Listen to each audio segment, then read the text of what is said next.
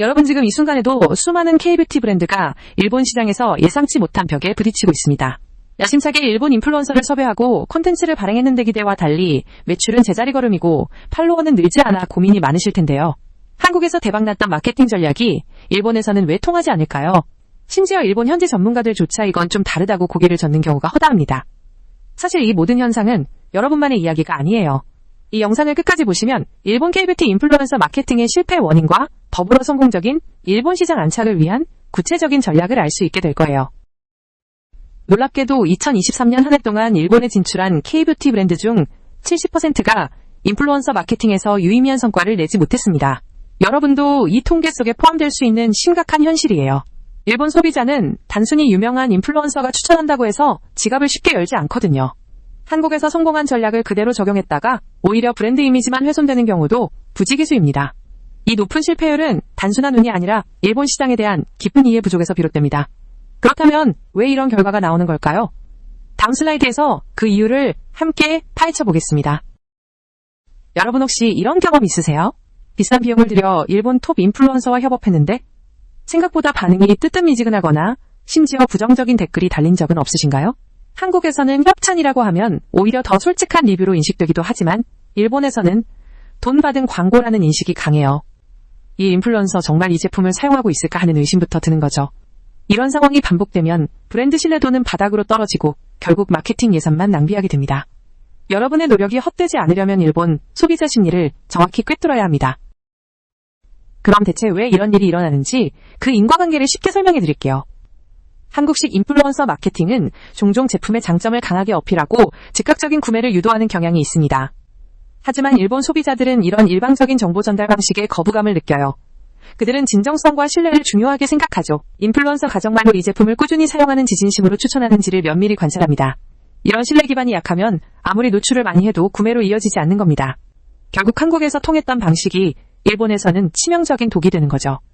다음은 그럼 어떻게 신뢰를 구축해야 할지 구체적인 방법을 알아보겠습니다. 일본 시장에서 성공하려면 한국처럼 무조건 팔로워가 많은 톱 인플루언서만을 고집해서는 안 됩니다. 핵심은 바로 니치 인플루언서를 발굴하는 거예요. 이들은 팔로워 수는 적지만 특정 분야에 대한 높은 전문성과 팬들과의 끈끈한 유대감을 가지고 있어 훨씬 높은 참여율과 전환율을 보입니다. 실제로 일본의 한 K뷰티 브랜드는 팔로워 1만 명 미만의 니치 뷰티 유튜버 50명과 장기 협업하여 첫 달 매출 3배를 달성했습니다. 단순히 제품을 주고 홍보해주세요가 아니라 충분히 사용해보고 진정성 있는 후기를 남기도록 유도하는 것이 중요해요. 다음 슬라이드에서는 이런 인플루언서와 어떻게 협업해야 할지 구체적인 가이드라인을 알려드릴게요. 일본 인플루언서와의 협업에서 가장 중요한 것은 명확한 가이드라인을 제시하되 그들의 창의성을 존중하는 것입니다.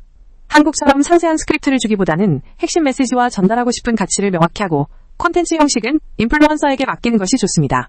실제로 일본의 성공적인 K뷰티 브랜드 비사는 인플루언서에게 자유로운 형식으로 1개월 사용 후기를 요청하여 훨씬 자연스럽고 진정성 있는 콘텐츠를 확보했습니다.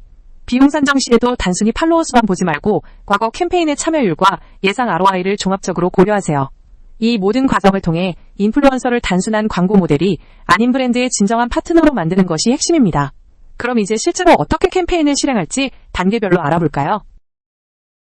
성공적인 일본 K뷰티 인플루언서 캠페인은 체계적인 3단계 프로세스를 따릅니다. 첫째 인플루언서 매칭 단계에서는 브랜드의 타겟 고객과 일치하는 니치 인플루언서를 발굴하는 데 집중하세요. 단순히 인기 있는 사람보다는 제품에 대한 애정을 보여줄 수 있는 사람을 찾아야 합니다. 둘째 콘텐츠 기획 단계에서는 인플루언서의 실제 제품 사용 경험을 스토리텔링 방식으로 담아낼 수 있도록 지원하고 한국식의 과장된 표현은 지양해야 합니다. 마지막으로 결과 분석 및 피드백 단계에서는 좋아요나 댓글 수뿐만 아니라 실제 웹사이트 유입률과 전환율을 면밀히 분석하여 다음 캠페인에 반영해야 합니다. 이 3단계를 꾸준히 반복하는 것이 성공의 열쇠입니다. 하지만 여기서 주의해야 할 점이 있어요. 여러분 캠페인 실행에 앞서 꼭 확인해야 할 필수 체크리스트가 있습니다.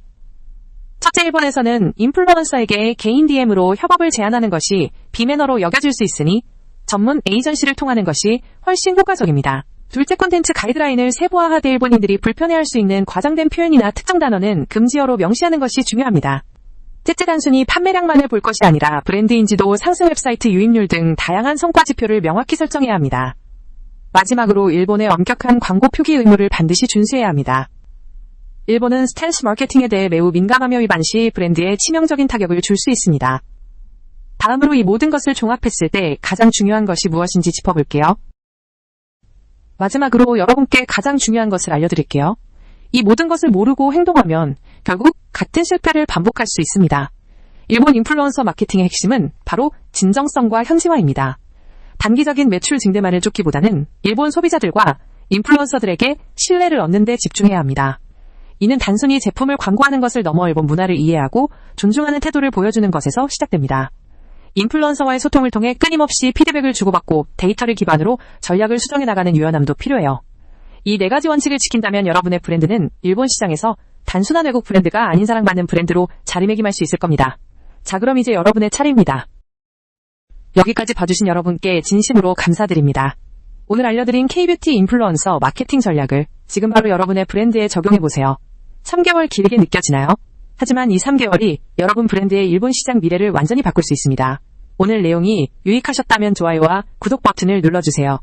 J마켓나비는 앞으로도 한국 마케터 여러분이 일본 시장에서 성공할 수 있도록 실질적인 정보를 계속해서 전달해드릴 것입니다. 궁금한 점이 있다면 댓글로 남겨주시고 다음 영상에서 더 유익한 정보로 찾아뵙겠습니다.